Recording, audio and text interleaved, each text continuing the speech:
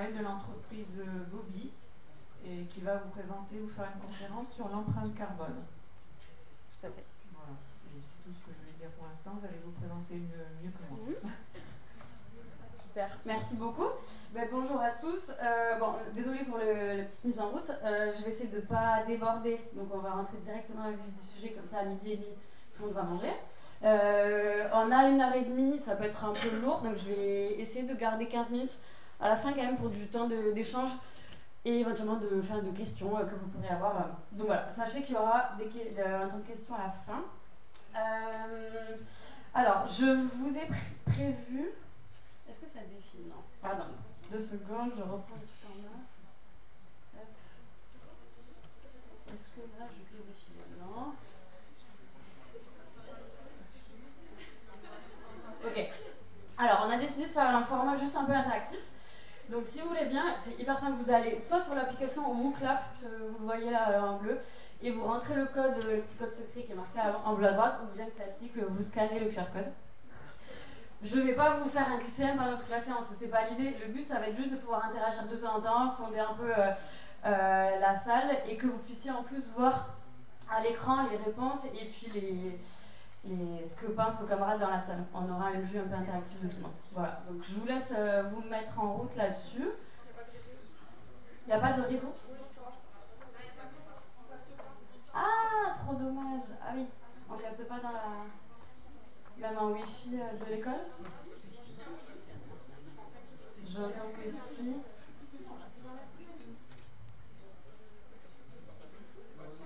Ouais, peut-être 4G ça marche pas, mais peut-être qu'il y a un Wi-Fi d'école auquel vous pouvez accéder.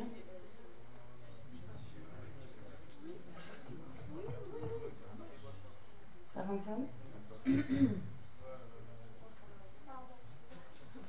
L'outil normalement il est assez facile, ce sera très intuitif. Donc... Alors.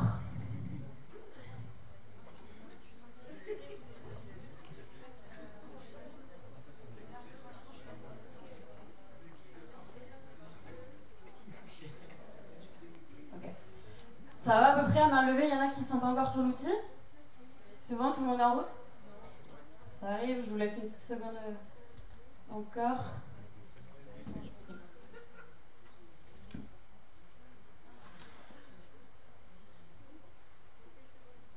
Ok, allez, on va démarrer. Donc, vous l'avez vu, l'intitulé, c'était un peu de se poser la question. On entend beaucoup parler, et je vous ai entendu dire que l'empreinte carbone, on est un peu barbé, on en entend tout le temps parler. Donc, on va essayer de le prendre avec un angle un peu plus, j'espère un peu différent de ce que vous pouvez avoir l'habitude de voir. L'idée, ça va être vraiment de regarder ce qui, en tant qu'individu, là où on peut avoir éventuellement de la marge d'action. Donc, regarder que des choses qui peuvent nous concerner. Pour juste une petite mise en route, j'avais juste mis 2 questions. C'est un peu pour situer, prendre un peu, on va dire, la température de la salle. Donc si vous voulez bien juste répondre aux 2 premières questions. La première, vous avez à quel point vous sentez-vous préoccupé au quotidien par les enjeux écologiques? Ok, on est neutre, un peu plus que neutre. Est-ce qu'on voit... Ouais, on voit le nombre de répondants. Ah non, le nombre de répondants, est-ce qu'on l'a? Ok, c'est très varié. Bof. Peu préoccupé au quotidien, ok. Ok, ça marche. On a un peu de tout. Moi, ça m'arrive d'aller dans des écoles parfois où on a clairement plutôt une tendance à même de l'anxiété. Donc là, c'est plutôt bien réparti. Ok. Ok. Et la deuxième petite question qui m'intéressait pour démarrer, vous l'avez là. Vous sentez-vous personnellement déjà engagé dans vos quotidiens? Globalement, est-ce que vous avez l'impression d'être déjà, entre guillemets, acteur? Si vous essayez de vous situer par rapport à une moyenne, est-ce que vous pensez que c'est le reste de la population? Alors, on est où? Peu engagé, pas du tout, un peu. Ok. Ça bouge un peu, mais ça reste à peu près stable. Ok, ça marche. Très bien. Alors, je pose pas la question, mais je m'interroge toujours sur quand on est peu engagé, pour quelles raisons c'est. Est-ce que c'est parce qu'on voit pas trop, on nous bassine entre guillemets avec ce sujet qui paraît assez monstrueux et potentiellement anxiogène, mais on voit pas tellement en fait nous quel est notre levier d'action si on en a un. Donc j'espère que la conférence pourra peut-être éventuellement vous donner des pistes là-dessus. Et donc on va rentrer directement dans le vif du sujet. Alors la première question, je peux déjà vous l'afficher. Pas de suspense. Bonjour. La première question, c'est celle-ci. Alors, le chiffre en soi, donc je vais vous interroger, le but ce sera de mettre, il y en a peut-être qui le connaissent déjà, qui l'ont en tête, sinon je vous solliciterai pour essayer d'estimer à peu près ce chiffre. Le chiffre en soi, il ne nous parle pas forcément, même moi il ne me parle pas tellement. L'unité, typiquement, quand on parle d'empreinte carbone, c'est des tonnes de CO2 équivalent. Donc, en soi, le chiffre, le connaître ou pas le connaître, c'est pas vital. Ce qui va être intéressant, par contre, c'est un très bon point de départ pour la suite et le déroulé de l'intervention. Et vous verrez qu'il y aura un deuxième chiffre à mettre en perspective par rapport à celui-là. Donc, on va démarrer de là. Empreinte carbone, en quelques mots, si je dois essayer de résumer à peu près ce que c'est, à titre individuel, en fait, c'est de se dire, ok, dans nos quotidiens, on va consommer des choses, on va s'alimenter, on va se loger, se déplacer, etc. Chacune de nos actions, on considère qu'elle rejette, qu'elle émet, elle est émettrice de CO2. Et donc, parler d'empreinte carbone, en fait, et notamment sur une année, l'idée c'est de dire on va essayer de sommer, donc il y a des bases qui vous permettent d'accéder à de la data là-dessus. On va essayer de sommer un peu dans nos quotidiens tout ce qu'on fait, et quand on l'additionne, ça nous fait un bilan total par année. Alors vous pouvez le faire à titre individuel, il y a des outils qui vont vous permettre, en vous posant plein de questions, d'avoir votre empreinte carbone estimée assez précisément pour vous. On aurait pu le faire, ça prend à peu près une vingtaine de minutes sur les outils classiques. Donc le but là c'est juste de regarder une moyenne, on prend la moyenne des Français. Donc je ne sais pas si certains d'entre vous, vous allez pouvoir mettre vos pistes ici, si certains d'entre vous ont déjà à peu près ce chiffre en tête. Pas du tout, ah j'entendais oui, donc on va voir s'afficher les réponses, je ne sais pas si on va le voir. Ouais, si ça y est, ok, on a des trucs. Donc effectivement c'est bien en tonnes d'équivalent CO2. Oula. Mais non, c'est que les virgules, ça s'affiche pas. Alors, ça bouge dans tous les sens, on a du... Bon, on est sur deux chiffres, globalement. Donc, on est sur des dizaines de tonnes, c'est pas mal. Il n'y a pas les virgules. Mais non, c'est juste qu'il n'y a pas les virgules. Ah, ok. Alors, tu aurais mis quoi après la virgule? 1,2. 1,5 tonnes. 1,5. Ok, je garde en tête. Il n'y a pas les virgules. 15, 20, bon, on n'est pas trop mal. Disons qu'on a du 300, on a des choses plus élevées. Ok. Alors, merci beaucoup à tous ceux qui ont répondu. Je vais vous mettre... En gros, c'est un arrondi. Vous allez trouver des études où on va vous dire c'est 9,7, des études où on vous dit en 2023, on était plutôt à 10,4, etc. En gros, retenez, c'est à peu près 10 tonnes. Donc, on n'était pas trop là. Il y avait pas mal de gens qui ont répondu 20. Disons qu'on est plus ou moins sur les ordres de grandeur. Vous m'avez pas dit 10 000 ou... Voilà. Bon, le chiffre, se dire 10 tonnes, je partage avec vous que moi, je me... figure pas forcément ce que ça veut dire ce que ça fait dans l'environnement de dégager 10 tonnes par an. Mais ça, c'est juste le point d'entrée. Maintenant, la deuxième question qui va être vraiment le point de départ de cette intervention, c'est de se poser la question, il faudrait qu'on soit à combien? Donc si aujourd'hui on admet qu'en moyenne, là, les Français, donc parfois quand on est étudiant, on peut se dire, si vous le faites, vous êtes peut-être un peu en dessous, parce que nos modes de vie font que pendant la période des études, on peut être un peu en dessous. Mais en gros, c'était une moyenne. La question maintenant, c'est de se dire, aujourd'hui, on est en moyenne à 10. Il faudrait qu'on soit à combien si on voulait être compatible avec... Alors, sur 1,5 degré, en gros, globalement, c'était les accords de Paris. C'était, on se disait, d'ici à la fin du siècle, on ne veut surtout pas dépasser les 2 degrés de réchauffement. Mais en fait, l'objectif ultime qu'on vise, c'est de ne pas dépasser les 1,5 degré de réchauffement de la planète par rapport à l'ère pré-industrielle. Okay, donc ça, c'était le cadre des accords de Paris, donc ça ne sort pas de nulle part sur 1,5 degré. Donc on est aujourd'hui à 10, là, en 2024 à peu près. L'idée, à votre avis, donc la question c'est de savoir, il faudrait être à combien à peu près pour être compatible avec ce monde-là. Je précise juste, du coup, on est quand même dans un monde où on a accepté l'idée que le réchauffement climatique, on l'a engagé, ça c'est acquis, et que c'est même pas revenir en arrière et pas de réchauffement, les humains n'ont rien impacté sur le climat. C'est juste l'idée de dire on veut enrayer ce réchauffement et se limiter à 1,5 degré. Donc on a déjà créé, si vous voulez, des dommages pour la planète, notamment irréversibles. Mais l'idée c'est de se dire on ne veut pas monter à l'infini, on veut se limiter à 1,5 degré. Donc je vous laisse répondre pareil. Est-ce qu'il y en a qui ont la réponse? Peut-être vous l'avez en tête. Alors on a quoi?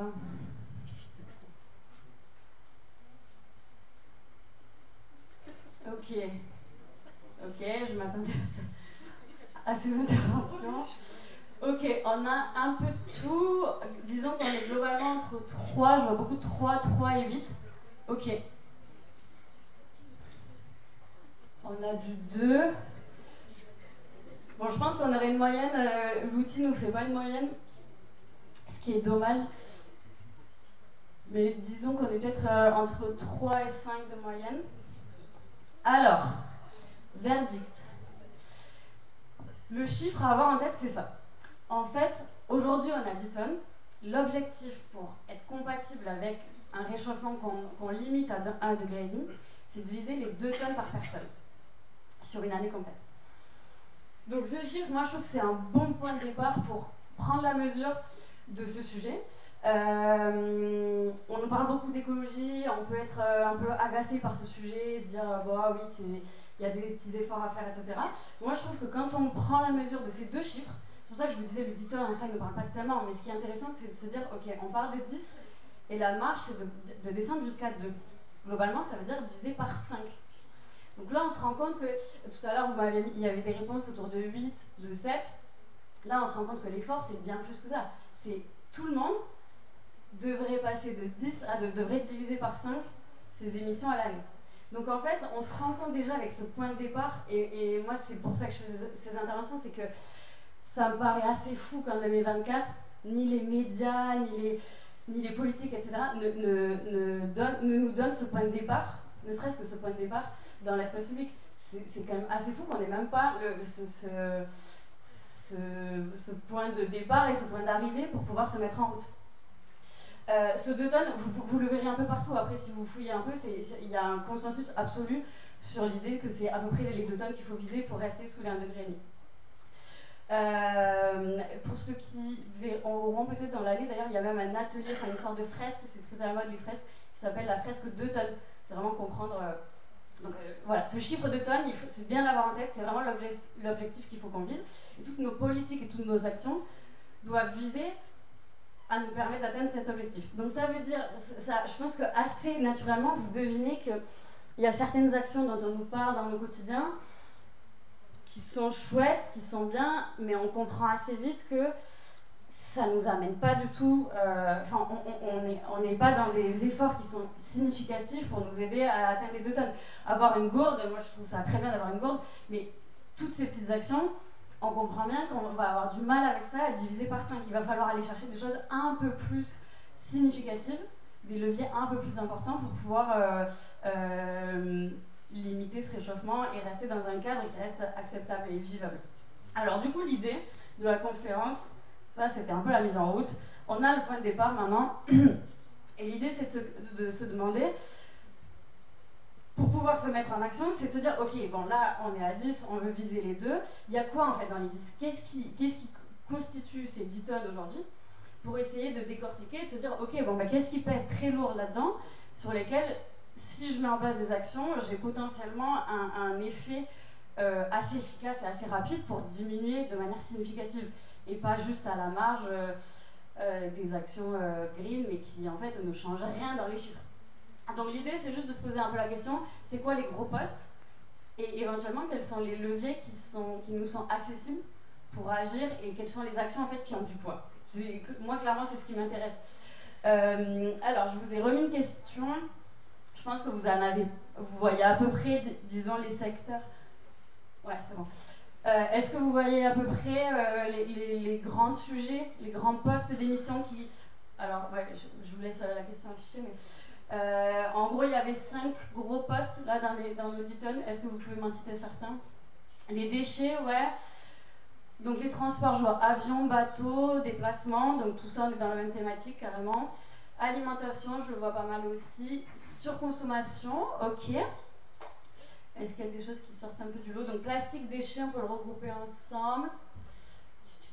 Qu'est-ce que je vois ? Ouais, donc ça, on est dans la consommation. Ok. Pas mal, je crois que vous les avez à peu près tous. À peu près tous. Du coup, je vais dérouler. Alors, le premier poste, on a le transport, donc vous l'aviez mentionné pour la plupart. Deuxième poste, on a effectivement l'alimentation, qui arrive quand même assez vite. Troisième poste, on va avoir le logement. Donc, globalement, le logement, ça comprend la construction. Et puis après, essentiellement, ce qui remplit essentiellement le logement, ça va être le chauffage, notamment. Consommation, donc là il y avait, vous m'avez cité des vêtements, des marques, etc. Donc ça va rentrer là-dedans. Et puis le dernier, service public. Alors, donc je m'arrête déjà juste 2 secondes là-dessus. Je vais vous afficher. Ouais, en fait, j'en ai quand même exclu 2 qu'on va pas traiter ce matin. Le but c'est de regarder que des secteurs, disons, où nous, étudiants, on peut mettre en place des actions et on est vraiment acteurs des choix qu'on va faire sur ces sujets. Je considère que le logement, typiquement les actions principales, je vous l'ai dit, les postes, c'est essentiellement le chauffage, etc. Donc globalement, les actions, ça va porter sur la rénovation de son logement. Donc on va considérer qu'en étant locataire, etc., on n'a pas du tout la main, c'est pas encore des sujets sur lesquels on peut agir. Donc ça, on va pas le traiter ce matin. Et le 5e poste, alors souvent on me demande qu'est-ce que c'est. Donc en fait, l'idée, c'est de dire que y a donc tout ce qu'on fait nous dans nos quotidiens, il y a beaucoup de choses qu'on se partage, la population. Tout ce qui est bien public, le fait qu'on utilise et qu'on construise des routes, le fait qu'on ait des hôpitaux, etc. Donc ça, en fait, dans l'empreinte carbone, ce qu'ils ont fait, c'est qu'ils ont sommé tout ce qui était un peu le commun, et ils l'ont divisé par le nombre de Français, et comme ça, tout le monde en récupère en fait une partie à part égale. Et elle est quand même, ce qui est intéressant de regarder, c'est qu'elle représente déjà 1,4. Donc si on a un objectif de 2 tonnes, ce graphique déjà, et au moins il n'y a pas de confusion, il montre qu'effectivement déjà il y a un gros travail à faire au niveau des... Là ça va être plutôt les politiques, des aspects réglementaires qui vont devoir agir pour déjà, disons, décarboner tout ce qu'on se partage, le bien public. Parce que si déjà ça nous consomme, on va dire 1,4 sur nos 2 tonnes qu'on veut s'autoriser, ça va être compliqué, ça nous laisse peu de place pour le reste. Donc déjà il y a un travail au niveau disons du bien public, et là on n'a pas trop la main, donc pareil on va pas le traiter, on va considérer qu'on n'a pas la main dessus en tant qu'étudiant. Par contre tout le reste, consommation, alimentation, transport, on a potentiellement la main dessus, donc on va regarder ceci.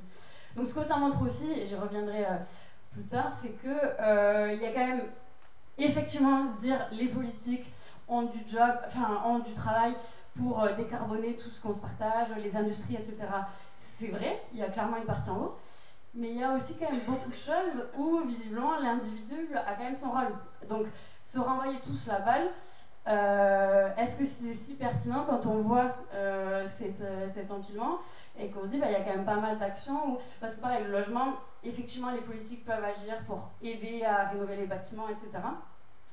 Mais tout le reste, on va voir que potentiellement, on a quand même de la marge. Donc dire, moi je bouge pas parce que tant que les entreprises se mettent pas en route, tant que les politiques ne font rien, ce qui peut être un constat que je peux partager, mais quand on voit ce graphique, on peut peut-être le remettre en question et du coup se dire qu'on a quand même aussi un rôle à jouer. Tac. Donc voilà, aujourd'hui, les 3 sujets qu'on va regarder. Alors, je vous ai juste mis ça pour vous dire que les chiffres que je vais partager, j'ai fait en sorte de prendre les chiffres qui sont... c'est vraiment la base ADEME, donc c'est le ministériel. Donc vous pouvez les retrouver. J'ai vraiment pas inventé, j'ai pas pris des chiffres qui venaient de sources à chaque fois différentes. Il y a une source, tout ce que je vais présenter, ça vient de Impact CO2. Donc c'est assez facile pour vous derrière si vous avez besoin de retrouver des choses ou pas. Et c'était la même base qui était utilisée si vous avez regardé cette vidéo de McFly et Carlito. Ils font eux-mêmes leur bilan carbone. Le fameux outil, je vous disais, c'est un questionnaire qui prend à peu près une vingtaine de minutes pour vous situer, vous, par rapport à ces 10 tonnes, est-ce que vous êtes au-dessus ou en dessous. Voilà, c'est les mêmes outils, donc c'est juste pour dire que l'idée c'est de ne pas réinventer des chiffres, c'est des chiffres que vous pouvez retrouver un peu partout. Donc on va démarrer avec le transport. Donc je vous avais juste pour démarrer une image qui va vous parler à Toulouse et juste pour montrer que quand on fait des choix politiques, il y a des choses qu'on peut changer. On peut changer radicalement des choses en l'espace d'une génération. Donc il y a peut-être des choses qu'on peut réinventer et voir des résultats assez rapidement. J'ai juste divisé en 2 parties, parce que je pense que c'est plus simple de le traiter comme ça. Il y a quand même le sujet de nos déplacements au quotidien, premier sujet, et après on verra, ok, et qu'est-ce qu'il en est des week-ends qu'on a envie de faire et des vacances, comment on fait pour, dans un monde où on voudrait respecter nos 2 tonnes par personne, comment on fait pour continuer à voyager, etc.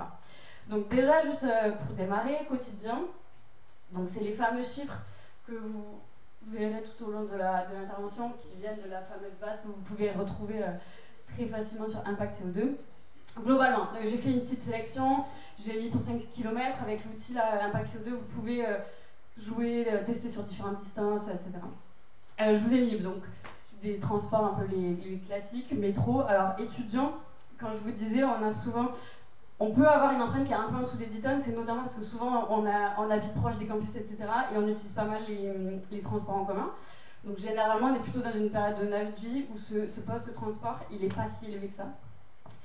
Voilà, ce qu'on voit très rapidement, c'est qu'il y a quand même une énorme différence entre certains modes de transport qu'on peut choisir. Et c'est pas du simple au double, on est vraiment sur des écarts qui sont ultra significatifs. Je vous ai mis, ils ont ajouté là récemment la voiture électrique, donc je vous l'ai mis. Voiture électrique, on peut retenir en gros, c'est à peu près à moitié. Donc déjà, on fait une partie du chemin. Mais par rapport à du transport en commun, on voit qu'on est le métro, là, la ligne numéro 2, on voit qu'on est quand même assez rien à voir. Choisir de prendre sa voiture parce que finalement on y trouve un confort ou prendre les transports en commun, c'est un choix qui est ultra significatif à la fin de la semaine, à la fin de l'année. Ouais, je vous avais mis juste, on a quand même en plus des outils pour utiliser du vélo, pour utiliser Yego, je ne sais pas si vous l'utilisez dans Toulouse pour des scooters électriques. On a des infrastructures qui existent, donc ça montre aussi que les solutions entre guillemets, elles nous sont accessibles. Elles ne sont pas si coûteuses. Vélib, je pense que c'est 25 € l'année. Voilà. Donc dire, moi étudiant, je ne peux pas agir, il y a quand même des choses qui. Les solutions ne sont pas manquantes, ce n'est pas la technologie qui est pas prête. Les solutions, elles existent et elles ne sont pas forcément toujours plus coûteuses.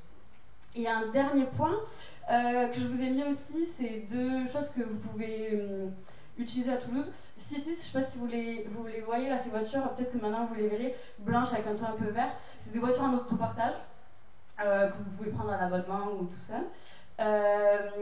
Et Getaround. En gros, je vous mets ça pour dire que se passer de la voiture et se dire je fais du vélo, enfin en fonction de là où j'habite, et je fais du transport en commun quand il pleut ou je ne sais quoi, ça peut fonctionner. Après, il peut se poser la question dans l'année, on peut avoir un besoin ponctuel de faire des grosses courses ou de récupérer je sais pas, un meuble encombrant, etc.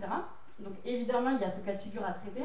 Et donc se dire non mais j'ai besoin de la voiture parce que le jour où du coup je la garde et je paye un parking, etc. pour ça, il y a quand même des solutions qui viennent répondre à des besoins ponctuels où on ne paie pas d'assurance à l'année, où on ne paie pas l'entretien de la voiture, etc. Et par exemple, Getaround, moi je l'ai utilisé, un jour j'avais besoin de transporter un truc volumineux. De votre téléphone, vous allez déverrouiller une voiture que quelqu'un met à dispo parce qu'il l'utilise pas tout le temps et ça lui permet de faire une source de revenus. Vous déverrouillez, vous faites votre affaire et puis vous la ramenez à l'endroit indiqué. Vous êtes débité, etc. Enfin, il y a un état des lieux à faire avec des photos, ça marche super bien. Voilà, c'est des choses qui sont. Moi, je l'ai utilisé à Toulouse, Getaround. Voilà, donc, se dire, je mise sur les trucs qui coûtent rien à l'année. Et par contre, je m'empêche pas de un jour avoir un besoin un peu particulier. Et ce jour-là, du coup, je prends la voiture avec les dimensions parfaitement adaptées. C'est un fonctionnement qui peut marcher. Je sais que Citis, par exemple, ils communiquent sur leur site. Ils disent une voiture Citis remplace 9 voitures individuelles. On peut aussi voir le côté positif, se dire t'as un Toulouse avec 9 fois moins de voitures, finalement il y a peut-être quelque chose d'assez chouette là-dedans. Et par contre, le jour où on a des besoins, on a des voitures avec des formats différents qui correspondent pile à ce dont on a besoin à l'instant T. Voilà.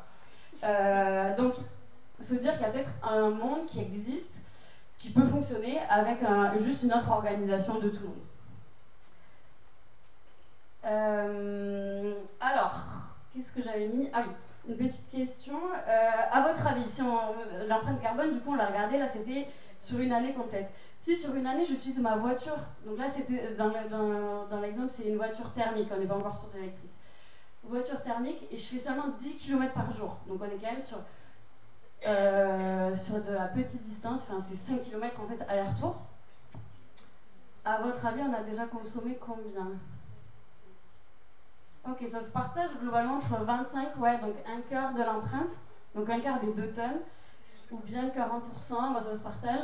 Bon, en tout cas, vous avez un peu laissé tomber le 10%. Donc effectivement, cette question où on a pris quand même une distance très courte, faire 5 km aller-retour tous les jours, c'est quand même pas beaucoup. Combien ça consomme sur notre budget des 2 tonnes? Effectivement, ça vous donne pas la réponse. Bon, je vous la donne. C'était 40%. Donc effectivement, là je voulais représenter... comment on avait mis? Oui, pardon. ça fait les 40% que vous les avez là. Donc là, l'idée, c'est de se dire, j'ai mon budget en violet, là, et vous le verrez tout au long de l'intervention. Violet, c'est notre point de référence, c'est les 2 tonnes. Si j'utilise ne serait-ce que ma voiture, tous les jours, une voiture thermique pour aller au travail, pour aller, enfin peu importe, un déplacement régulier au quotidien, j'utilise déjà 40% de mon budget. Il faut avoir en tête que là, je n'ai compté que la voiture. Donc à côté de ça, il va falloir se loger, se nourrir, consommer des trucs, voyager, etc.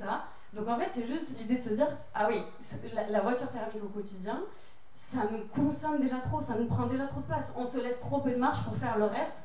On va pas juste aller au travail.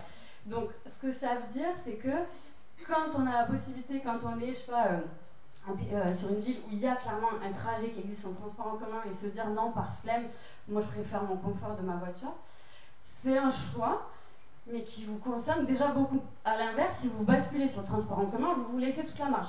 Là, pour le coup, on le voit, le transport en commun, ça apparaît quasiment même pas sur le graphe. Donc ça, c'est un choix où déjà on peut se laisser beaucoup de marge.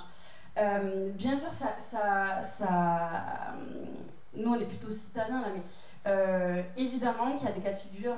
Une mère de famille qui habite au bord d'une départementale, il n'y a pas de transport en commun, évidemment que ça va être compliqué d'amener ses enfants faire des courses, etc. En vélo ou quoi. Mais ça veut dire qu'à chaque fois qu'on a le cas, à chaque fois qu'on a le choix, quand on est dans une situation où on pourrait totalement basculer sur du transport en commun, ne pas le faire, c'est vraiment dommage parce que pour le coup, il y a encore des gens qui ne pourront pas faire autrement. Donc dans ce cas-là, il faut qu'on les aide à s'équiper sur de l'électrique parce que déjà, on va diviser par 2. Et potentiellement, petit à petit, développer encore plus de transports en commun, etc. Mais quand on a le choix, refuser de faire cet effort-là, voilà, on peut se questionner là-dessus. J'avance un peu, je regarde juste quelle heure il est. Ouais. Donc voilà, en gros, retenir sur les trajets au quotidien, prendre sa voiture, c'est un choix ultra significatif. Donc à nous de s'interroger en fonction de nos modes de vie, de ce qu'on veut faire, ce qu'on peut faire. Deuxième sujet maintenant, qu'est-ce qu'on fait pour nos week-ends et pour nos vacances? Alors là, du coup, pareil, je vous ai mis, donc là, dans un premier temps, je vous ai mis, je crois que dans l'outil, voilà, j'avais mis 250 km aller-retour, donc en gros, c'est une distance totale de 500 km. Donc globalement, considérons, on est plutôt sur des trajets, des week-ends ou une semaine que vous allez faire, on va dire, en France, au national. On est sur ce genre de distance-là. Voilà un peu les écarts qu'on peut avoir. Donc déjà, on voit que, bon, évidemment, on va avoir l'avion, prendre un avion sur une distance intra-France. On est sur l'impact le plus élevé. La voiture thermique est assez proche. La seule différence, c'est qu'à la limite, la voiture thermique, si vous basculez sur du covoiturage, que vous essayez de maximiser, on va dire, le nombre de passagers dans la voiture, à chaque fois vous divisez par autant de passagers. Le chiffre par contre, c'est qu'en moyenne, même en 2024, sur les trajets longue distance, les voitures elles sont remplies que par... enfin, le taux d'occupation des voitures, c'est 2,25. Et si vous regardez, quand vous êtes sur l'autoroute, les voitures elles sont rarement pleines avec 5 personnes à l'intérieur. Donc en fait, on est à peu près sur... si c'est autour de 2 personnes par voiture, on va être sur 50 kg de CO2. On est toujours assez élevé. Ensuite, par contre, ce qu'on voit aussi, c'est que tout en haut du graphe, vous avez les deux, la TGV Intercité. Alors, Intercité, c'est toujours un peu plus que le TGV, mais globalement, si on regroupe ces 2 lignes, le train, on voit que le train, c'est juste incomparable, de nouveau, avec de la voiture thermique ou de l'avion. Je ne sais pas si je vous l'ai mis juste après, mais en gros... Ouais, en gros, si vous devez retenir un truc, c'est un chiffre et ça concerne plutôt l'intercité. Si on regarde le TGV, c'est encore plus avantageux. Mais déjà, ne serait-ce que si on retient l'intercité, retenez juste que quand vous êtes face à un trajet que vous avez à faire, ou potentiellement vous avez l'option entre faire le trajet en train ou faire le trajet en avion, je sais pas moi, un Toulouse-Lyon, je sais même pas si la ligne existe toujours, ou un Toulouse-Paris, le ratio c'est ça. Donc, moi j'entends et je partage à 1000% l'argument du prix et de la durée, ouais, carrément. Alors la durée, par exemple, sur le Toulouse-Paris, le ratio sur le TGV, parce que là le 30 c'est retenir le train, c'est intercité essentiellement, TGV c'est 56 le ratio. entre choisir de prendre le TGV ou de prendre l'avion sur le Toulouse-Paris. Le temps sur le Toulouse-Paris, c'est 4h30, quelque chose comme ça. On est en ville, on part de Matabio, on arrive à Montparnasse, je crois. Faites le calcul, honnêtement, du temps qu'il vous faut pour prendre l'avion en comptant les temps de phase d'embarquement, etc. C'est clairement inférieur. Je pense que vous allez arriver à, si vous êtes efficace, à 3h30, en comptant vraiment après la navette pour arriver jusqu'à un centre-ville de Paris. Vous allez être sur du 3h30, 4h. Donc effectivement, il y a 25% on va dire de moins en termes de temps. Par contre, le ratio c'est 56. C'est-à-dire que là où, si je prends l'avion une fois, en fait j'aurais pu prendre 56 fois le même trajet en train. Donc dire l'avion ça pollue, en fait juste les chiffres montrent que c'est pas juste une lubie, et c'est pas ça pollue 2 fois plus, c'est ça pollue 56 fois. Mais à la limite retenez déjà pour l'intercité, au moins c'est vraiment un chiffre un peu plus complet. Et on n'est pas sur des différents types de trains, etc. Retenez déjà 30 fois. Donc à chaque fois qu'on est face à ce choix, il y a le prix à prendre en compte, il y a effectivement le temps de trajet, où on peut se dire, est-ce que passer 1 heure de plus dans les trajets, est-ce que je trouve que ça les vaut, est-ce que mon temps est si précieux par rapport aux enjeux qu'il y a derrière d'avoir un impact de 30 fois plus élevé sur ce trajet-là. Voilà, c'est des questions qu'on peut se poser. Qu'est-ce que j'allais rajouter? Oui, moi je le vois aussi, de voir ce chiffre, je le vois aussi dans le côté positif. Là où je faisais un trajet en avion et que je savais l'impact que ça avait, ça veut dire qu'en fait, presque je pourrais m'autoriser à en faire 30 en train, 30 week-ends dans l'année. Je pense qu'on les fait même pas, il y a 52 semaines. Donc ça veut dire qu'avec du train, dès qu'on bascule sur du train, on peut largement continuer à se faire des week-ends à droite à gauche. Il y a de plus en plus. Alors, le but c'est de prendre conscience de ça, d'encourager le train en empruntant autant que possible le train, de manière à ce que derrière, politiquement, ça suive, qu'on réouvre des lignes, qu'on baisse les prix, parce qu'il y a quand même un enjeu, l'avion est beaucoup moins taxé que le train. Donc effectivement, les prix sont plus élevés, mais politiquement, il y a des choses qui vont bouger, ça ne va pas durer comme ça ad vitam aeternam.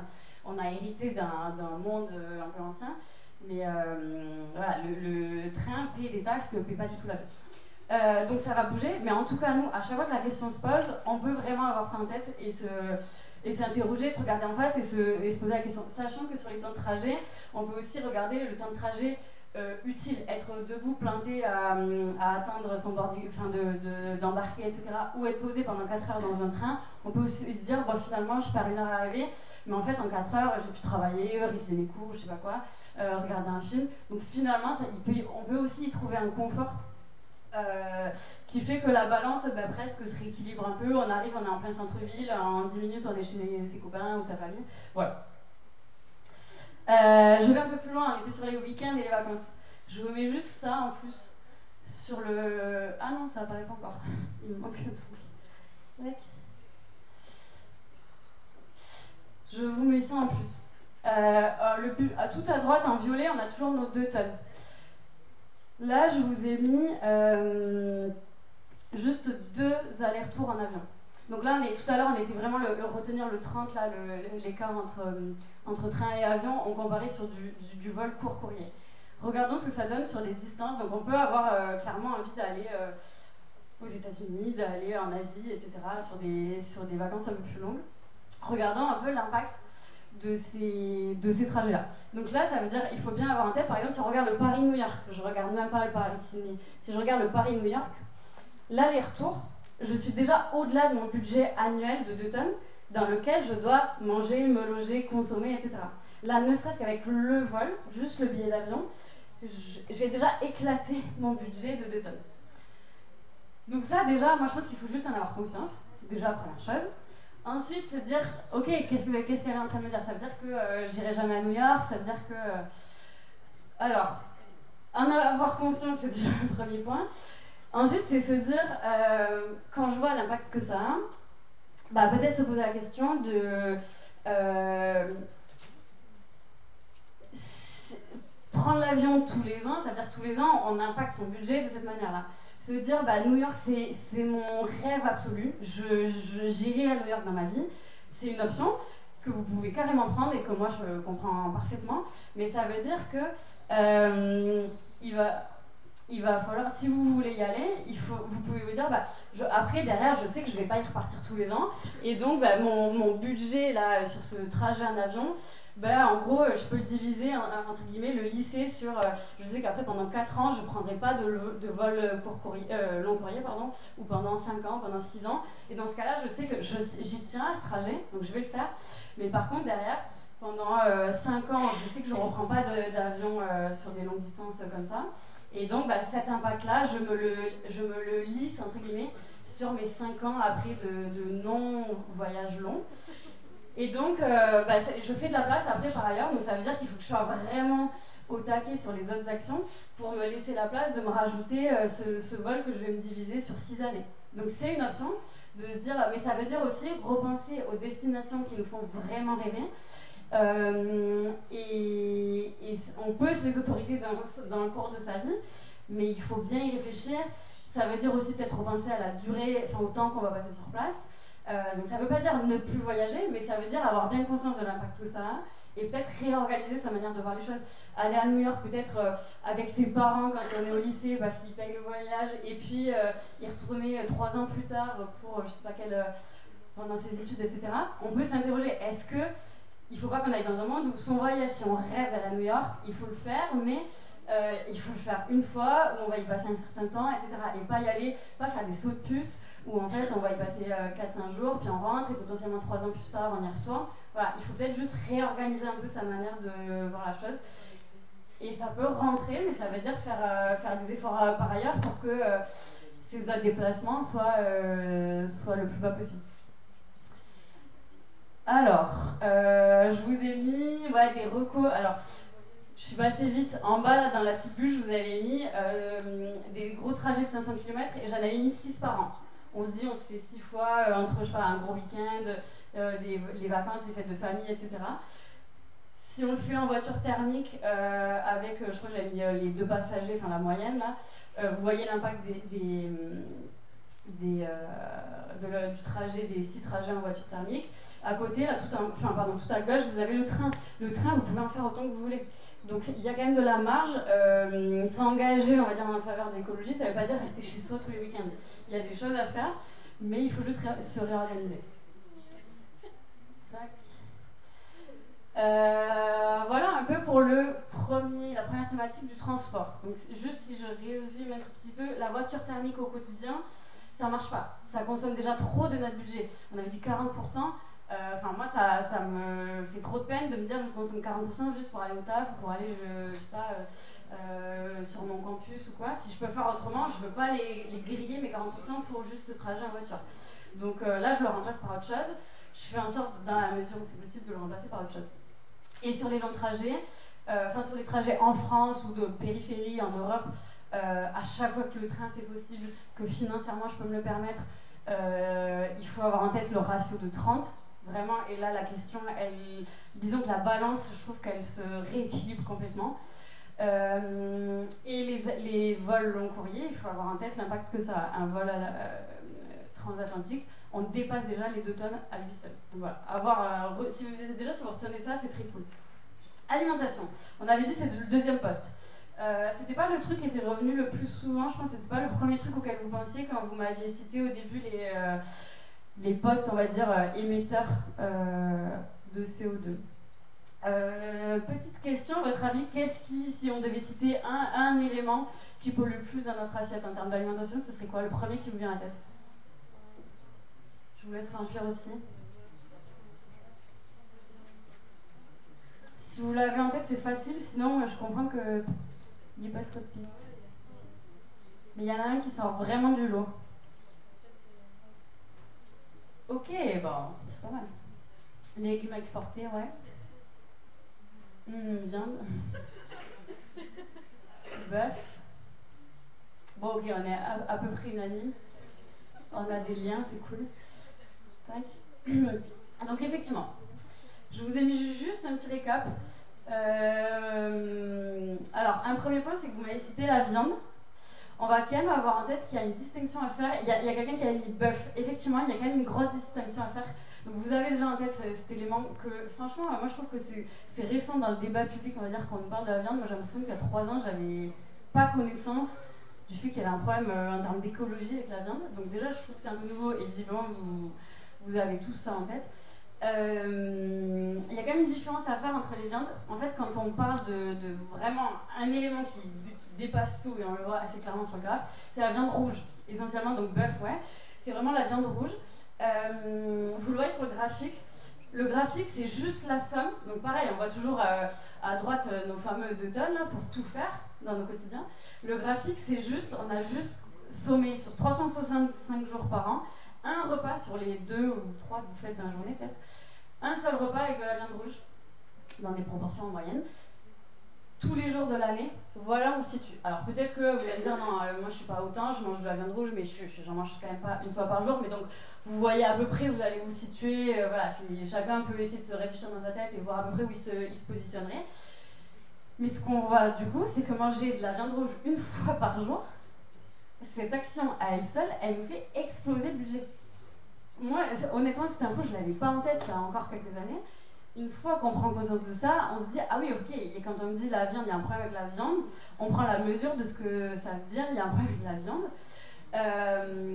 Et donc le deuxième point que je voulais vous montrer, c'est que par exemple, après on voit qu'il y a quand même un gros gap entre les 2 autres types d'alimentation. La deuxième barre, c'est je mange du poulet une fois par jour. Donc sur un des 2 repas, je mange du poulet. Je me situe du coup, c'est 0,65 ou peut-être 0,7 sur mon budget de 2 tonnes. Donc déjà, on voit que l'alimentation a effectivement un impact assez élevé. Et on voit qu'en fait, moi ce que j'ai envie de retenir de ce graphe, c'est que le gap énorme, il est vraiment entre viande rouge et le reste. À la limite, passer du poulet à une alimentation végé, le gap est moins énorme. Donc ce qu'il faudrait retenir, je crois que je vous l'ai mis juste après aussi. Ouais. Donc là, je vous ai mis un peu plus d'aliments, mais sur la première slide, je vous ai mis vraiment les choses hyper visuelles à avoir en tête. Ce qu'il faut retenir, c'est que le gap, globalement, c'est de se dire, remplacer un repas que je faisais avec du bœuf, si je le remplace par du poulet, parce que moi j'entends le truc de, c'est difficile, toutes nos recettes, on est habitués à manger de la viande, enfin, sortir, moi, honnêtement, à titre perso, j'aime pas les légumes, j'aime pas les fruits. Donc quand je me dis, il faut que j'enlève la viande, j'ai l'impression qu'il me reste plus rien. Donc je comprends que c'est pas des switches qui se font immédiatement. Par contre, on peut se dire, ok, ce que je vois, c'est que, et ce que les chiffres me montrent, et il n'y a pas de sujet là-dessus, c'est que la viande blanche, et notamment le poulet, c'est 5 fois moins d'impact. Donc, quand c'est difficile de retirer la viande de son alimentation, qu'on craque pour un burger, etc., à chaque fois qu'on se dira, allez, mon burger, cette fois-ci, au lieu de le prendre au bœuf, je le prends au poulet, déjà, on a divisé par 5 l'empreinte de son repas. Donc ça peut être des tips aussi qui nous permettent d'y aller un peu crescendo. Retirer la viande du jour au lendemain, j'y crois pas, je pense que personne le fera. Pour les amateurs de viande, il y en a peut-être dans la salle qui en mangent déjà plus, mais déjà ce truc à avoir en tête, ça peut être un bon moyen, soi-même ou à discuter quand on discute avec ses potes autour d'une commande de repas, de se dire, déjà j'ai un levier pour diviser par 5. Donc là où je mangeais, on peut le voir aussi comme ça, là où je mangeais un burger ou une entrecôte, en fait je pourrais manger 5 repas avec du poulet. Donc voilà, c'est des petits éléments qui peuvent nous aider petit à petit à réduire. Et après, c'est juste se poser la question, chacun, vous pouvez vous interroger sur, dans la semaine, globalement, je mange combien, vous faire un peu le calcul, et vous dire, est-ce que je pourrais faire un effort pour en enlever 1 ou en enlever 2 par semaine. Donc voilà un premier point à avoir en tête. Deuxième petite question là-dessus. Souvent, la réponse... c'est souvent ce qu'on nous dit quand on amène ce sujet de la viande rouge, c'est de dire ouais moi j'arrive pas à réduire la viande rouge, par contre je fais l'effort, je le vois dans mes copains etc, je fais l'effort de manger de la viande locale de producteurs de ma région, pas loin etc, et effectivement je peux pas trop réduire ou je réduis un peu ma consommation, mais par contre à chaque fois que j'en mange je la prends chez le boucher etc. Alors la petite question, non elle n'est pas encore. La petite question, c'est à quel point est-ce que c'est une solution efficace? Moyennement efficace, ok. Ok. Ok, bon, je vois à peu près. Donc on est sur moyennement efficace. Bon, c'est clairement ce qui se dégage. Effectivement, alors est-ce que là ça va s'afficher? Non, même pas. La réponse, c'est que c'est peu efficace du point de vue de l'empreinte carbone. J'avais laissé cette slide affichée. En gros, vous avez un vert. Alors, c'était quel vert? Le vert qui est tout en bas à gauche dans ma légende, là, avec le camion. Ça, c'est la partie transport. Donc, si on regarde tout en haut, là, le bœuf, on voit qu'en fait, la partie transport, elle pèse très peu dans l'empreinte du bœuf. Donc, en fait, basculer, plutôt que de prendre du bœuf qui viendrait du Brésil, par exemple, et prendre du bœuf de son boucher de quartier ou du coin, en termes d'empreinte carbone, ça change rien. Le choix est trop cool sur les aspects, je sais pas, on soutient son économie locale, sur les aspects, je sais pas, conditions de vie animale, etc. Sur tous ces aspects, il n'y a pas photo. Mais par contre, sur l'aspect, si on parle d'empreinte carbone, de se dire je cherche à diminuer mon empreinte carbone de mon alimentation, passer à du bœuf local, en gros, ça ne change rien. Et pourquoi? La raison, en fait, c'est juste assez simple. Pourquoi le bœuf, il explose tous les compteurs comme ça? C'est juste lié à l'animal lui-même. Et en gros, je pense que vous l'avez la réponse, mais en gros, c'est que c'est dans le métabolisme de cet animal, il rejette du méthane qui est ultra polluant, qui est 10 fois plus polluant que le CO2. Donc en fait, que le bœuf, il vive au Brésil ou qu'il vive à côté de chez soi, à 10 km de chez soi, du point de vue écologique, vous pouvez rien y changer, c'est l'animal qui est comme ça, il rejette ces émissions ultra importantes et on peut rien y faire. Donc ça, c'est pour ça que cet aliment, il est particulier, c'est lié au métabolisme de l'animal. Donc on voit qu'en fait là, le poids, enfin, la réponse, quelqu'un qui vous dit bon mais moi je réduis et en plus quand j'achète c'est du boucher du coin, bah, sur le plan écologique, c'est une réponse qui est à côté de la plaque. Donc c'est bien aussi de l'avoir en tête et de challenger potentiellement ses copains, etc. Voilà.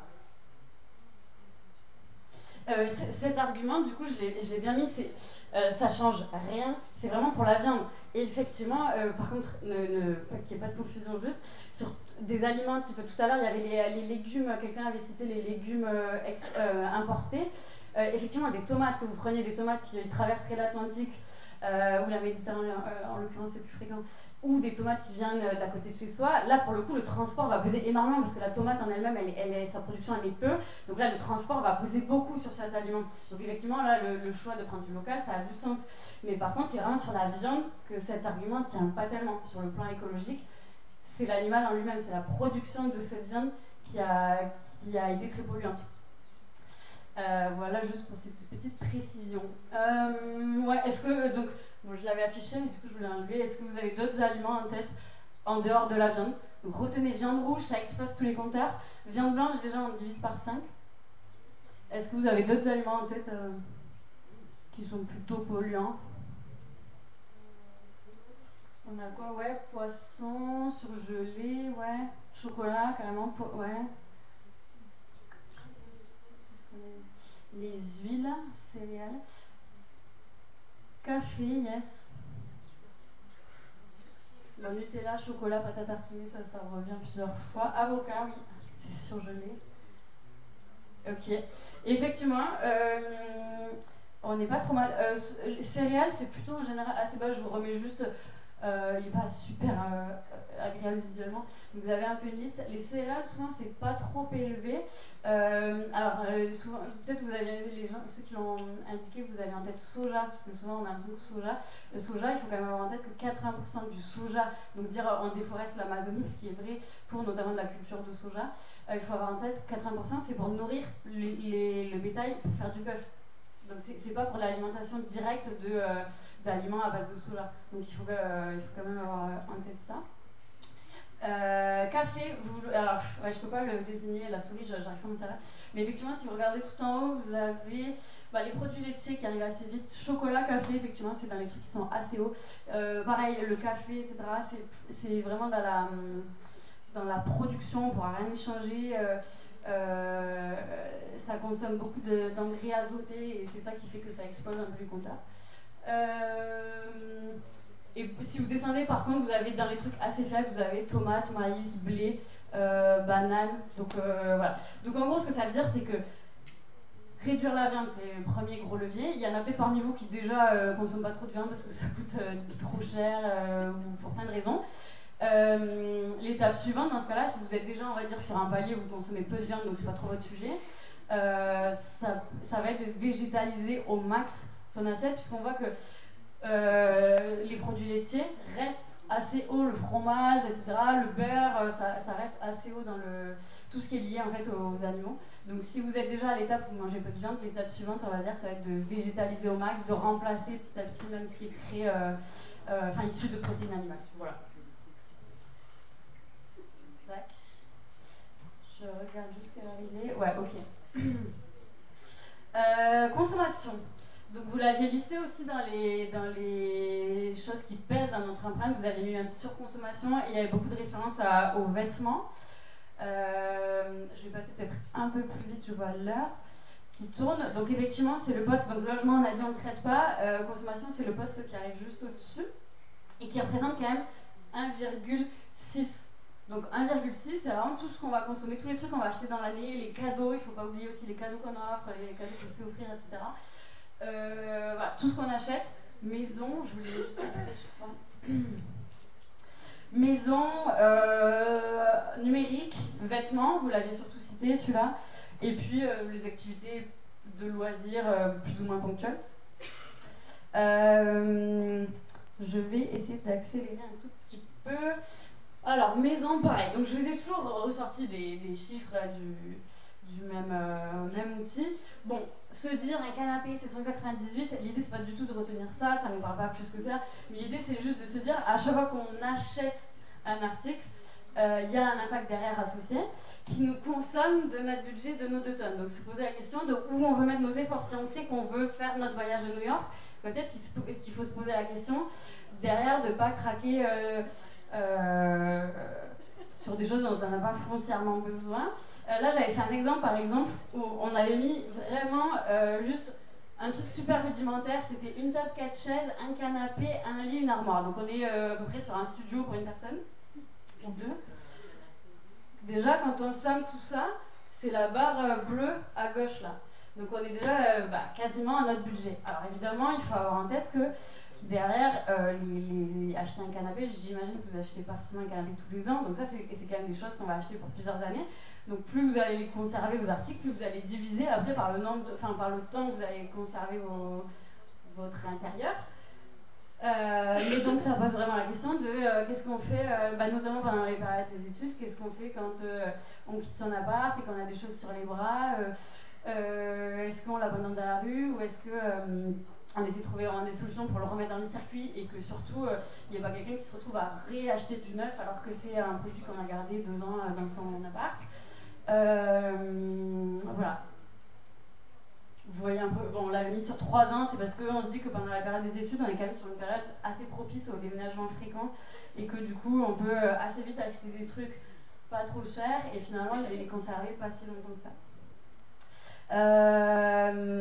Donc on avait mis là un équipement vraiment ultra rudimentaire, je vous ai dit là c'était les 5-6 articles vraiment de base. Il y a quand même un élément à avoir en tête, un terme que vous connaissez pour d'autres sujets mais qu'on commence à aborder sur le sujet de l'intérieur et de la maison, on va dire. Ça a vraiment popé partout en 2024. Alors je ne sais pas si vous aviez même entendu ce terme pour le sujet de la déco. C'est un vrai sujet. Là, par exemple, on vous a mis les chiffres 2017-2021, donc on est quand même sur une période assez récente. On a plus de doublé notre consommation d'articles maison. Donc il y a un peu ce qu'on avait tout à l'heure, vous m'aviez cité des Shein, du Zara, donc plutôt ce qu'on nous entraîne à consommer hyper régulièrement sur le côté vêtements. En fait, on se retrouve à avoir un peu les mêmes, on reprend les mêmes un peu mécanismes sur le côté maison. Et franchement, vous pouvez tous vous interroger. Alors peut-être le côté maison, non, alors on va pas rentrer dans les clichés. J'allais dire c'est plus pour les filles qui vont se reconnaître là-dedans, mais moi je reconnais qu'effectivement je peux tomber dans des trucs de la petite panière à 6,99€, etc. En fait les prix, qui sont pas du tout les vrais prix, mais parce qu'on importe des trucs de l'autre bout de la planète, le fait qu'on tire autant les prix bas et qu'on fasse du marketing à gogo, on peut se retrouver effectivement en fait, à acheter des choses et à rentrer un peu dans le même mécanisme de se dire oh, c'est tellement cher que je le prends. En fait, c'est pas j'en avais spécialement besoin ou c'est quelque chose qui me plaît vraiment et que je sais que je vais garder des années, que je pourrais passer à mes enfants. On n'est plus du tout dans ce schéma-là, on se dit bon, je trouverais bien une utilité à la maison de ce truc. On est vraiment passé dans un autre schéma. Donc voilà, on commence à se rendre compte, à mettre le doigt sur le fait, et les chiffres le montrent pour le coup de manière ultra claire, on commence à montrer aussi qu'on adopte ces mêmes comportements sur la maison. Mais parce que des marques aussi ont démocratisé les trucs à super bas coût, et donc on se retrouve à être de plus en plus tentés.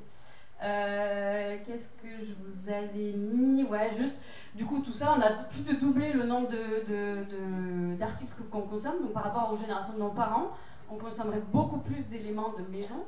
Et alors derrière, juste une toute petite phrase, un tout petit point à avoir en tête, on communique quand même sur le haut niveau de la filière, sur le fait que 45% de tout ça serait recyclé, 36% incinéré, éventuellement valorisé pour faire de l'énergie, et seulement 3% réemployé, réutilisé. Donc tout le volet seconde main, il est seulement limité à 3%. Donc il y a un vrai enjeu à rentrer beaucoup plus dans une démarche de seconde main, d'économie circulaire. Avoir en tête quand même que se dire 45% serait recyclé, donc part dans des usines de tri, va être séparé en termes de matière et potentiellement recyclé. C'est cool le recyclage, mais si on peut faire du réemploi avant, le recyclage c'est un coût écologique. Ça va être récupéré dans des camions, ça va partir dans des usines de tri, ça va être séparé, ça va être après retransformé avec de la chaleur, etc. Mettre par exemple son mobilier aux encombrants, ça va partir peut-être. On peut avoir une chance de finir dans les 45%, mais si on pouvait faire du réemploi avant, si quelqu'un pouvait en profiter autour de soi via des systèmes d'économie circulaire et de seconde main, il y a un enjeu énorme à essayer de regarder ce genre de solution. Ok. On avait rajouté, donc sur le sujet de la maison, on avait rajouté un peu le kit ultra basique aussi de l'électroménager, pareil. Donc en fait, juste avoir en tête qu'à chaque fois qu'on achète un article, qu'on se dit il me faut une bouillarde, je me pose même pas la question de regarder si sur le bon coin il y a pas plein de gens qui cherchent à s'en séparer et qui, avant de la jeter, en fait, je pourrais en bénéficier. Se dire, je rentre directement dans une enseigne qui propose des bouilloires neuves et j'achète mon truc parce que c'est pas cher aujourd'hui. Et ben, du coup, ça veut dire qu'on vient l'empiler sur son budget annuel et à la fin, il y a peut-être plus de place pour faire les trucs qui nous font vraiment plaisir, quoi. Voilà, je passe vite. Je vous avais mis juste sur le sujet de l'électroménager, 2 trucs que vous pouvez connaître. Un, c'est à Toulouse, donc c'est national, mais il y a une antenne à Toulouse. C'est de l'électroménager qui vont reconditionner.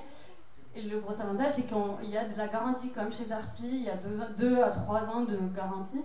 Donc on est sur de l'occasion, mais on n'a pas le stress de la panne qui arriverait au bout de 2 mois, etc. Voilà. Donc il y a pareil, encore une fois, juste montrer qu'il y a quand même des dispositifs qui existent. On peut modifier ces modes d'action. Enfin, c'est pratique, oui, ces modes de consommation. Il y a des solutions qui existent et qui sont à portée de main. Murphy, c'est une start-up qui se développe très bien aussi. On commence à les voir tourner dans Toulouse. Ils font de la réparation et avec le bonus réparation, vous pouvez réparer votre appareil à partir de 65 €. Donc là où avant on disait ouais mais racheter neuf ça coûte moins cher que réparer, ils font un énorme travail pour qu'aujourd'hui, face à l'enjeu, on se dise non mais dans la balance ça vaut vraiment le coup de mettre 65 € pour repartir pour 3 ans sur mon appareil. Bon voilà, je passe vite. Un autre sujet qui vous parlera, je pense, la question du numérique. Alors là, je vous ai mis une petite question. Je pense que vous avez des pistes. À votre avis, qu'est-ce qui pollue plus dans nos usages numériques, dans le numérique au sens large? Vous pouvez répondre, je pense que vous devez avoir des pistes. Vous pourriez en citer au moins 3. Ouais, les serveurs, stockage de mail, ChatGPT, ouais. Mail, ça revient. Stockage, data center, serveur, Chine.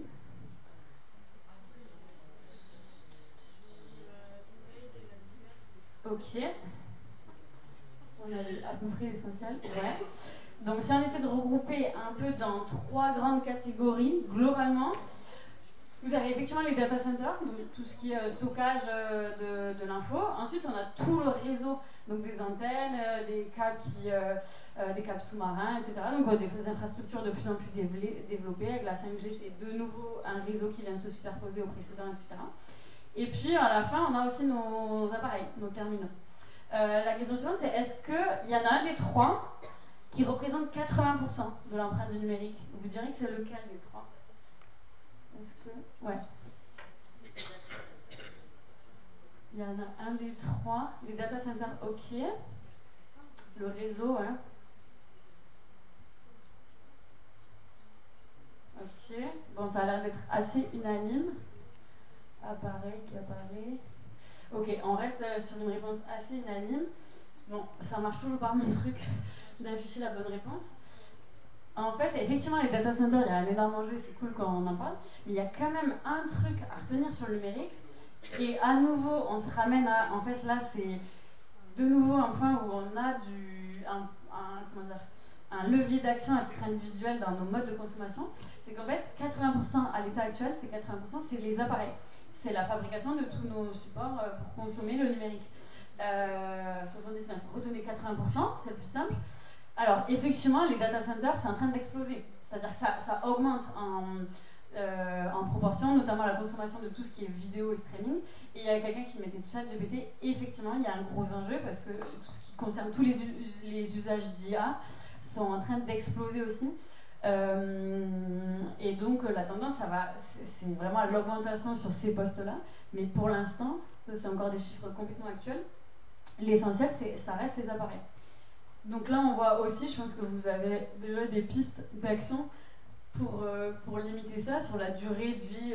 Combien de temps vous allez garder vos appareils? Est-ce que quand on rachète, on repart sur du neuf à chaque fois? Ou est-ce que finalement, du reconditionné, ça peut le faire? Bon, pour avancer, on vous avait sommé des trucs. Ouais, la télé, typiquement, ça explose vraiment les compteurs, il faut l'avoir en tête. Acheter une télé neuve, par exemple, ça a un impact qui est ultra élevé. Donc, si vous voulez une grande télé, regardez, en occasion, il y a vraiment des trucs partout. Et j'avais juste mis ça pour comparer avec... Il y a quelqu'un qui citait les mails, le stockage des mails, etc. Juste à avoir en tête, et c'est un peu quand même l'objet de cette intervention, c'est de se dire quels sont les trucs qui pèsent vraiment. Parce qu'on nous parle des fois de petits gestes qu'on peut trouver barbants. Attention à bien placer ses efforts là où ça a vraiment du poids. Quand on compare le stockage d'email, la visio avec l'impact de la fabrication de nos appareils, on voit qu'en fait nos efforts, si on fait l'effort de supprimer ses newsletters, de vider sa boîte mail, mais qu'à côté tous les 3 ans on change d'appareil de smartphone pour un truc neuf, en fait les mails c'est cool de le faire, mais on change rien à l'arrivée. Donc avoir bien en tête les trucs qui pèsent, c'est quand même, moi je trouve, un bon moyen d'action et de ne pas faire des trucs inutiles. Voilà, de ne pas se tromper, disons, dans ses actions. Je ne dis pas que c'est inutile de vider ses mails, mais disons que si à côté on achète du neuf à chaque fois, voilà, ça ne marchera pas forcément. On pourrait en rajouter, mais du coup c'est pas à jour. Effectivement, quand même, à chaque fois qu'on utilise du coup des outils d'IA, je pense que ça viendrait se mettre ça serait bien plus élevé que le streaming, mais c'est pas encore dans l'outil.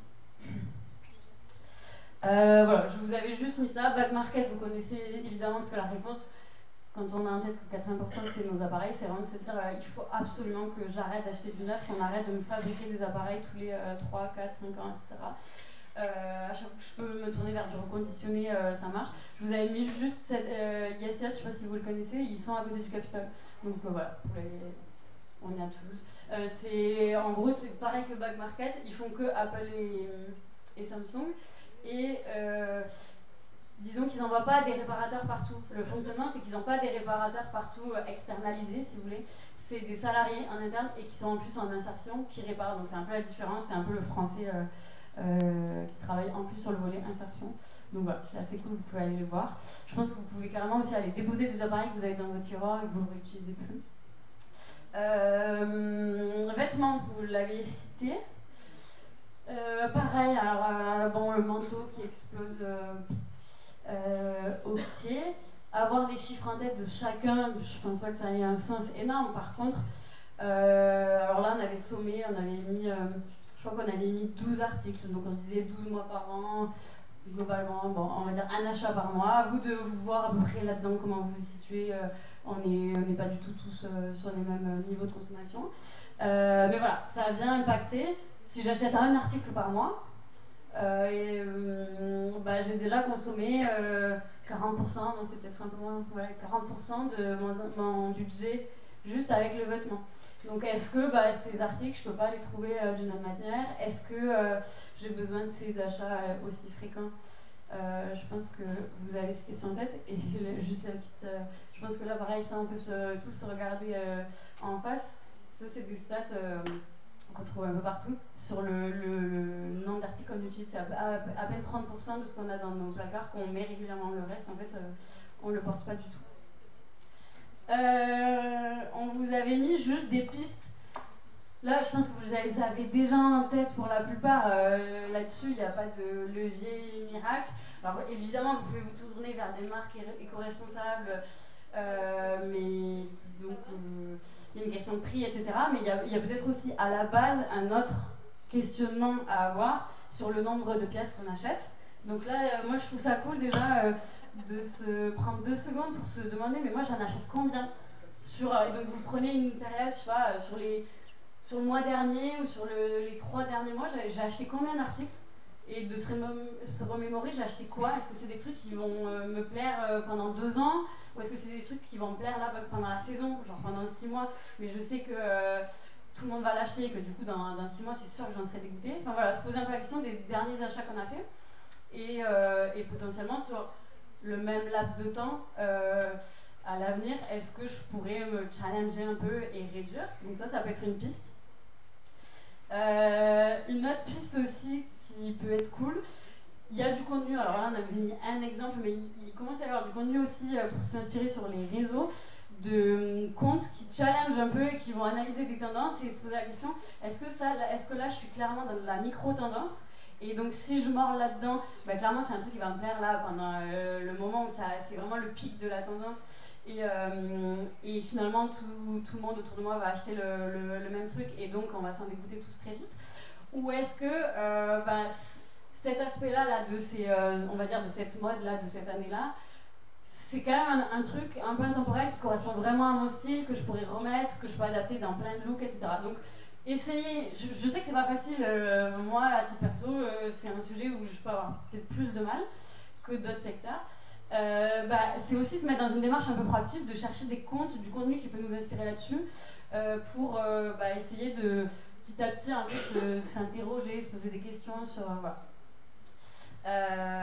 Il y a un côté aussi peut-être satisfaisant à s'auto-challenger, à se dire mais est-ce que là je suis en train de suivre comme tout le monde un truc ultra éphémère et est-ce que j'ai envie de céder à ça comme tout le monde, ou est-ce que entre guillemets je reprends un peu la main de mon style et je vois je sais quand ça me correspond vraiment et que c'est des choses que je vais garder. Voilà, ça peut être des petites pistes de réflexion. Et après évidemment se tourner au max quand vraiment on considère que ça correspond, ça nous plaît, c'est tendance et ça correspond à des choses qu'on peut remettre et c'est pas le même motif qu'on va retrouver partout et qu'en fait la saison suivante c'est sûr que plus personne ne le mettra. Dans ce cas-là on peut aussi se poser la question d'essayer de regarder ce qui se trouve en seconde main. Friperie, on vous l'a mis. Vide-dressing des Toulousains, pour pareil, toujours des petites recos de choses qu'on peut trouver à Toulouse. C'est des gros vide-dressing éphémères. Il y en a qui arrivent prochainement en février, en mars au Hall de la Cartoucherie. Vous pouvez vendre vos trucs ou bien avoir un stand ou bien acheter des choses. Voilà. Et je passe à la suite. Et ensuite, on a aussi tous les articles de sport, par exemple, ou de loisirs, je sais pas, créatifs, d'ailleurs pas forcément que sportifs. On vous a remis aussi l'aspect seconde main, pas oublier, les articles de sport. Pour les vêtements, on commence à avoir l'habitude de seconde main. Pour les articles de sport, ça marche aussi. Sur Vinted, vous avez je sais pas, si vous avez besoin d'une raquette de tennis, de je sais pas quoi, d'affaires de sport, pensez aussi à ces plateformes pour le volet sport. Decathlon, c'est une marque que les Français adorent. C'est très cool.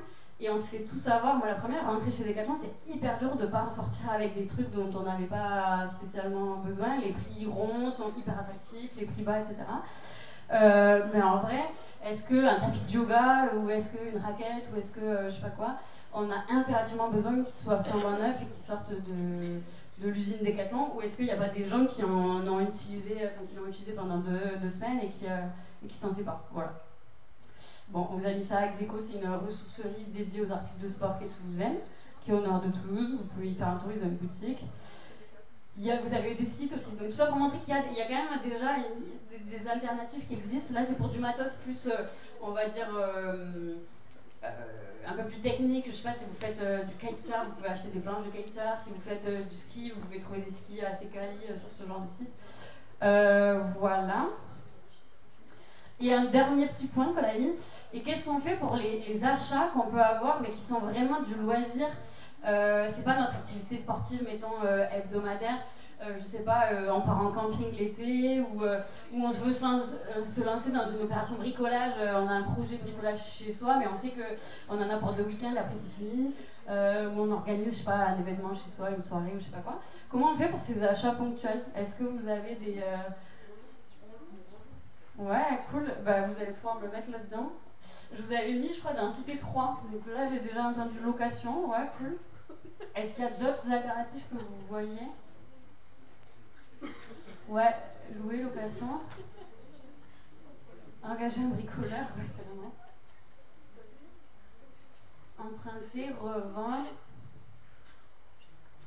Du prêt, ouais, ok. Bah, c'est pas mal. Ouais, ok, Sofiane. Ok, cool. Effectivement, bon, pareil, je sais pas pourquoi ça s'affiche pas. Nous, on avait cité effectivement la location. Pensez à, je sais pas, on part en camping, on a besoin d'une tente. Franchement, sollicitez votre entourage. Il y a de fortes chances qu'il y ait quand même quelqu'un dans votre entourage qui ait une tente à dépanner. Et on évite d'acheter son truc. Et on est encore à nouveau dans des solutions où il n'y a pas de frein économique à ça. Il y a quand même souvent possibilité de trouver quelqu'un qui nous la dépanne. Sinon, il y a effectivement la location. Donc là, pareil, c'est toulousain. Vous pouvez louer, je sais pas, un appareil à raclette ou à fondu pour une soirée en particulier. Vous pouvez louer, je crois qu'on vous l'a mis juste après. Ouais, voilà, du matériel, tout ce qui est pour bricolage, jardinage, pour des événements un peu ponctuels, pour du camping. Il y a des trucs aussi pour la puériculture. Et la troisième solution qu'on avait mis, c'était potentiellement aussi il y en a qui l'ont mis revendre, d'acheter d'occasion, d'acheter un truc d'occasion, et une fois qu'on a fini l'usage, on le remet dans le circuit, on ne stocke pas chez soi. Il y a un intérêt aussi à pas avoir chez soi en fait toute la panoplie d'articles dont on peut avoir dans l'année, se libérer de la place, mais par contre essayer de se les procurer juste au moment où on en a besoin et les remettre dans le circuit. Alors, je regarde juste quelle heure il est. Ouais. Le récap, je vais un peu passer dessus, mais l'idée, c'était effectivement, si je vous mets le dernier, les points clés à retenir, vous les avez là, c'est que des trucs qu'on a vus, c'est les rêves graphiques que vous aviez vus. Consommation, on vient de finir la partie consommation. Quand on empile chacun de nos achats, on est quand même à 1,6 tonne, donc sur 2, ça laisse pas beaucoup de marge pour le reste. Donc ça veut dire qu'à chaque fois qu'on a un achat à faire, se poser la question de l'alternative de seconde main, pour que ça rentre pas, que ça vienne pas impacter notre budget, on va dire, annuel, ça peut vraiment avoir du sens et ça nous libère de la place pour d'autres choses, pour des week-ends, pour des vacances au maximum en train ou alors en covoite le plus nombreux possible. Alimentation, avoir en tête la viande, passer à de la viande blanche, c'est une première étape. Manger local, on l'a vu, c'était pas la solution en tout cas pour la viande. Enfin, la solution sur le plan écologique. Retenez le train, donc à chaque fois qu'un billet, que le sujet du trajet avion-train s'offre à vous, c'est un choix qui a un gros impact, disons. Ouais, on vous avait mis des recos. Des fois, moi je sais que sur le côté écologique, ça a été, on va dire, ma porte d'entrée pour faire certains choix.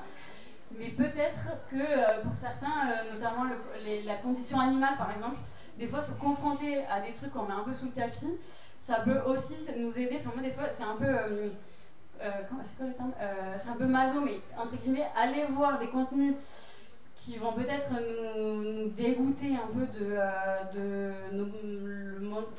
notre consommation. Cospiracy, c'est vraiment sur l'industrie alimentaire et de la viande. Cispiracy, c'est la même chose, mais pour la pêche. Ça peut être aussi un moyen de se céder soi-même à réduire en voyant ce genre de documentaires qui sont hyper bien faits. Et le dernier que j'ai pas du tout vu mais qui vient de sortir et qui est accessible sur France TV, sur Shein, se forcer entre guillemets à regarder un peu le derrière des sujets dont on entend de plus en plus parler. Ça peut être un moyen aussi d'avoir un impact sur son cerveau et que naturellement, parce que c'est pas évident quand on regarde pas le derrière, on a un peu tendance à faire l'autruche et dans ce cas-là à continuer nos achats comme d'habitude. Donc voilà, aller un peu chercher de l'info, s'inspirer, regarder ce qu'il y a derrière, ça peut nous aider à passer à l'action. Si vous avez, il y a 3 questions, je crois que c'est juste pour évaluer le contenu et après on passe au temps d'échange si vous avez des questions, des choses sur lesquelles vous voulez revenir. Mais si vous pouvez juste remplir les 3 questions, c'est ultra utile pour moi. Je vous laisse faire. Là, ça vous amène, désolé, sur un autre outil qui est c'est juste un formulaire Google. Je crois qu'il y a 3 questions, c'est tout. Et après, tout le monde a pu scanner. Et après, il nous reste 10 petites minutes, ma part, et comme ça, on est dans les temps. Si vous voulez échanger sur ce sujet.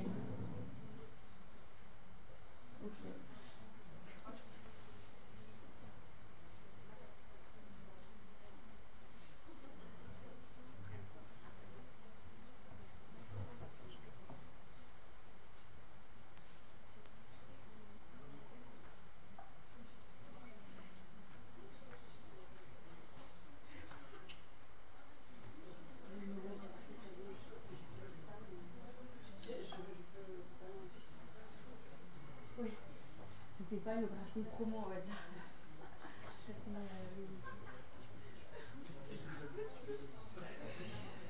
On est dans les temps. À midi et demi, on a pas de temps. Oui, après je pense que ça vote, on entend.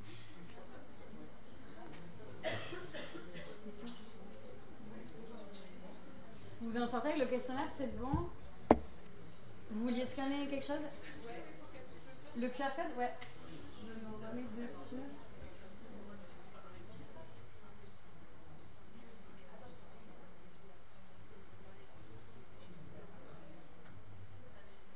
Ah, c'est reparti, pardon. C'est bon pour ça? Après? Alors, encore vrai? Ok.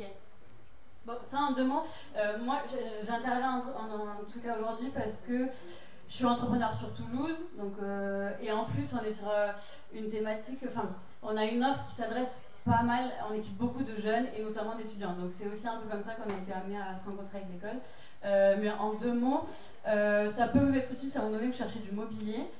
On a ouvert un site qui est dédié, c'est pas une boutique, vous n'avez pas un magasin que vous allez vous rendre, mais par contre tous les stocks sont accessibles sur un site dédié à de l'occasion. Il y a un peu tous les styles, un peu tous les prix, des arrivages toutes les semaines. Et la grosse différence avec un Le Bon Coin par exemple, c'est nous on est une structure, une société professionnelle qui gère les stocks, donc vous n'avez pas à interagir avec des particuliers.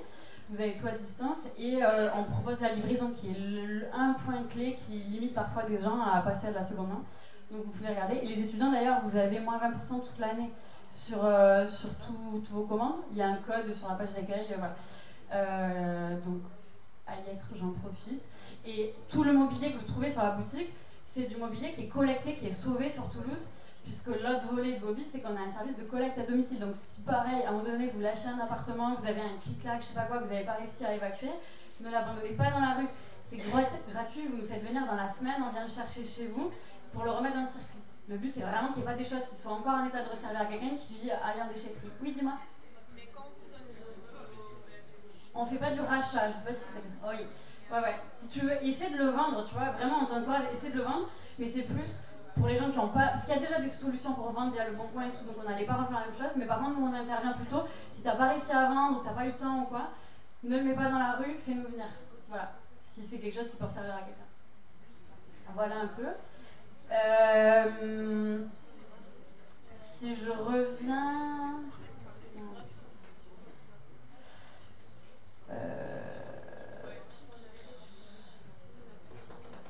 Oui, juste, si, et puis après, s'il y a des questions, n'hésitez pas à lever la main. et après je vous libère.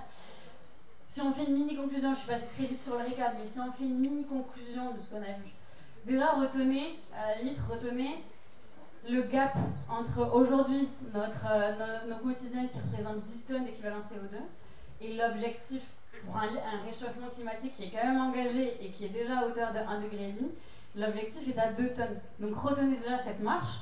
Donc quand les gens vous disent oui, mais on fait, je sais pas, je pense, ayez ce regard critique quand on vous parle de...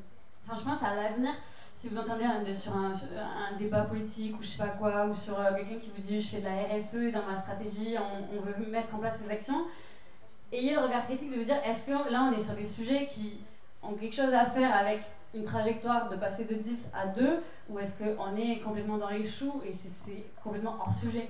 Et il y a un peu urgence à faire ce transfert, cette transition. Donc voilà, dans les choix qu'on fait, et à titre individuel aussi, dans les choix qu'on fait, il y a des choses qui ont beaucoup de poids et il y a des choses qui en ont beaucoup moins. Donc